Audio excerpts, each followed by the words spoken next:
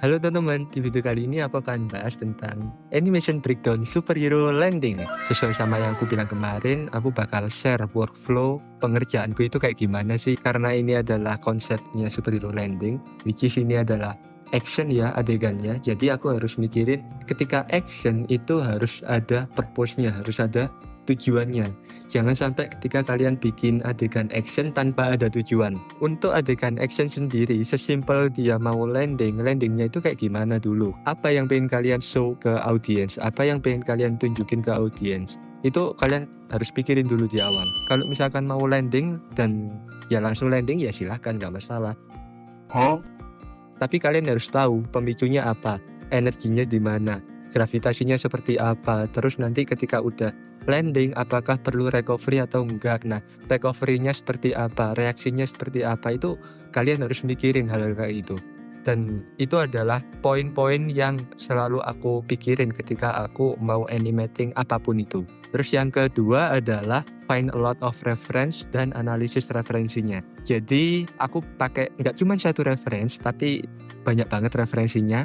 Kalian bisa lihat sendiri referensinya di sini. Mungkin ada yang mikir kayak, ini kok perfeksionis banget padahal cuma buat challenge kayak gini aja nih, mau show off ini. jujur aku nggak peduli dengan omongan kayak gitu. Karena emang dari awal niatku aku pengen belajar understanding karakter movement yang bener itu kayak gimana sih, based on reference yang aslinya itu kayak apa. Karena emang kebetulan di sini temanya superhero landing, pas banget aku juga pengen gitu coba observe, coba analyze mulai dari simple things. Landing itu kan sesuatu yang simple ya, tapi kalau kita bisa mengamati dengan benar, ya itu bisa jadi hal yang baik juga buat kita karena kita bisa belajar hal baru ya kan. Itu kalau dari opiniku.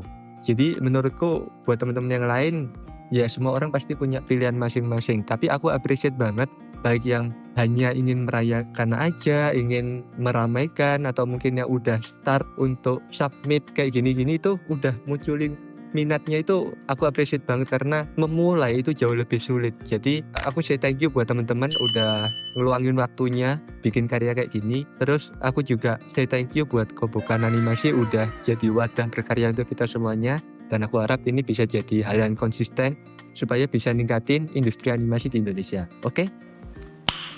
Nice. Nah, balik lagi ke reference. Jadi di reference itu nggak cuma satu tapi banyak, dan kalian bisa combine sesuai sama konsep yang udah kalian pikirin di awal. Nah, di sini banyak kayak misalkan parkour, terus habis itu waktu jumping landingnya seperti apa, dive roll kayak gimana.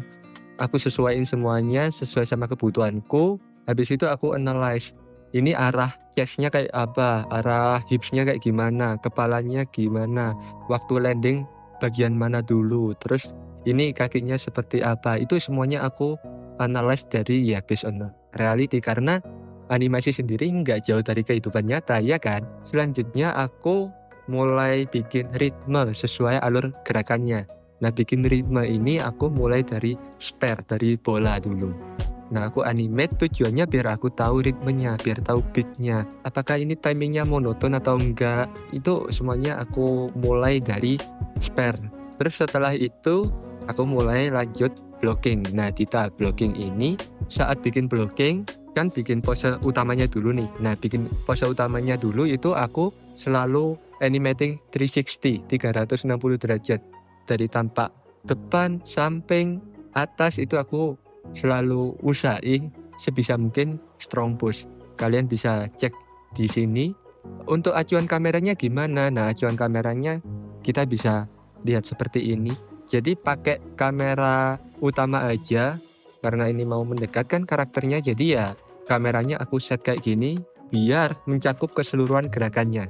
Nah, kalau udah mencakup keseluruhan kan aku tahu nih, ini oh ternyata siluetnya seperti ini, oh ternyata line of actionnya seperti ini. Jadi ada guide utamanya dulu. Nah, ketika udah selesai blocking 360 dengan layout staging yang itu tuh mencakup keseluruhan, baru aku masuk ke tahap selanjutnya, yaitu adalah layout staging agar kameranya itu lebih dinamis gitu. Nah, kita bisa lihat di video ini posenya masih nggak beda jauh ya, maksudnya kayak malah animasinya nggak aku apa-apain, cuman aku coba adjust kameranya biar lebih dinamik gitu. Jadi prinsipnya ketika teman-teman animating kamera, bayangin kamera itu adalah karakter kedua kalian. Apa yang pengen kalian tunjukin ke audiens, apa yang pengen kalian showin ke audiens, itu kalian harus tahu dan harus paham juga alasannya gimana gitu. Jadi jangan cuma ngasal, wah aku pengen kayak anime tapi nggak tahu reasonnya kayak gimana gitu. Nah setelah itu di layout staging ini karena ini action ya, jadi karakter selalu mendahului baru kameranya gitu. Jangan sampai gerakannya itu bersamaan, karena kita in reality nggak bisa tracking antara karakter sama kamera ini berjalan dengan konstan dan itu bener-bener sama gitu kan, nggak mungkin ya kan. Jadi ya balik lagi kayak yang aku bilang tadi, karakter selalu mendahului sedangkan kamera itu yang mengikuti. Prinsipnya kayak gitu. Kita lanjut ke step berikutnya, yaitu adalah blocking plus. Nah di tahap blocking plus ini kita mulai analyze lagi, seperti kayak reference yang udah kita kumpulin tadi. Kita harus analyze kayak ini pemicunya apa, terus ketika mau landing bagian mananya dulu, energinya gimana, gravitasinya seperti apa. Kita harus pahami itu dulu dan kita apply di blocking plus. Bedanya blocking sama blocking plus, blocking adalah pose utamanya aja plus timing dan spacing juga udah ditentuin kita blocking. Sedangkan di blocking plus itu menentukan karakter performance kita itu dia mau ngapain, dia detail-detail kecilnya itu semuanya udah di-apply semuanya di tahap blocking plus. Dan ketika udah selesai, pastinya kita harus pastiin 4 hal yang harus kalian lakuin. Pertama, strong push atau enggaknya setiap posenya. Kalian play per frame, kalian scrubbing apakah siluetnya udah bener, line of actionnya itu udah bisa di push atau enggak, terus weak shiftnya udah bener atau enggak, apakah dia udah balance, energinya gimana, pemicunya apa. Kalian bisa make sure hal itu tadi. Terus ketika udah selesai, itu tadi soal strong pushnya. Nah sekarang kita tracking arch-nya, timingnya, spacingnya. Untuk timing yang diperhatiin 3 hal ini sih, timing, spacing, sama arch, tapi setiap bagian tubuh gitu. Ini udah mulai di tahap blocking plus gitu. Nah ketika udah selesai semuanya, lanjut ke tahap spline. Tahap spline itu adalah kita mulai ngalusin ya. Cuman dari blocking plus ke spline yang sering terjadi adalah timingnya agak floaty gitu. Jadi yang awalnya di blocking plus kayak on push, on trace, atau mungkin ada jitter 1 frame juga. Jadi waktu pindah ke spline itu dia agak floaty ya, karena dari step ke auto tangent ya kan. Jadi kita harus cek lagi yang awalnya tadi on push atau on trace gitu di blocking plusnya. Nah sekarang ngeceknya udah gak gitu, tapi per frame. Spacingnya kayak gimana, timingnya kayak gimana. Strong push yang tadinya cuma di blocking plus di pose-posenya aja, nah sekarang setiap frame harus strong push. Line of actionnya harus jelas, siluetnya harus clear, semuanya harus mikirin kayak gitu. Nah ini masih spline, masih belum polish. Beberapa ada timingnya yang kelihatan linear ya kan, waktu landing seperti ini. Nah ini timingnya kayak dia datar, bukan yang spacingnya harusnya makin landing kan makin gede ya kan, tapi di sini masih linear. Nah hal-hal itu diperhatiin gitu waktu ketika spline. Nah kayak gitu sih. Terus dicek lagi timing, spacing, arch, setiap bagian tubuh tuh. Nah ngeceknya gimana? Bayangin kalau misalkan katakanlah COG itu kayak bola di sini, timingnya di tracking pakai motion trail, tapi motion trail itu hanya berlaku untuk translate-nya aja, nggak berlaku untuk rotasi. Jadi kalian harus memahami juga ini twistnya COG sama chess itu kayak gimana. Nah itu balik ke analyze referensi lagi. Jadi penting banget itu tadi yang aku bilang, reference. Kalau udah benar baru lanjut ke tahap yang paling terakhir adalah adding detail atau polishing. Apa yang bisa kita push di sana. Di sini udah mulai di tahap polish. Di tahap polish ini,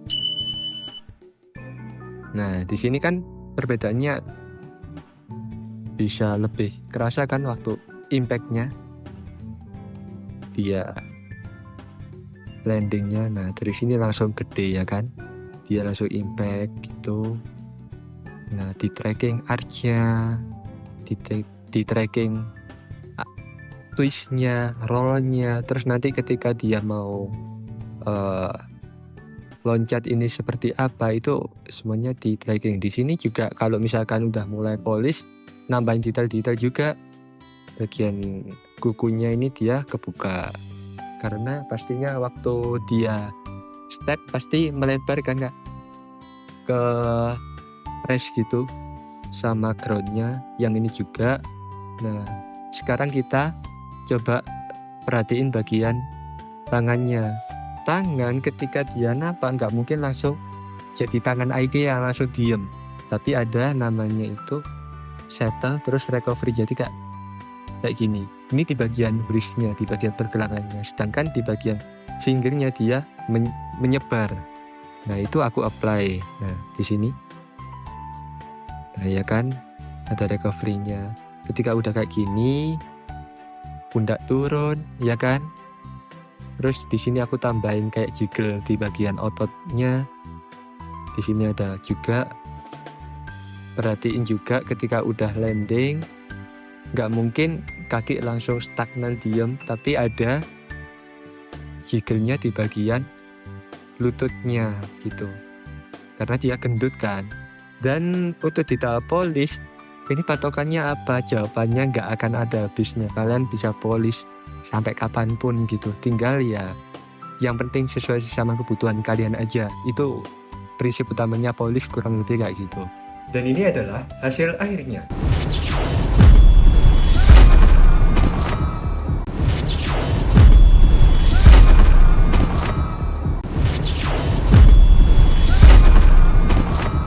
Mungkin dari aku sampai sini aja untuk animation breakdown-nya. Kalau ada pertanyaan tulis di kolom komentar.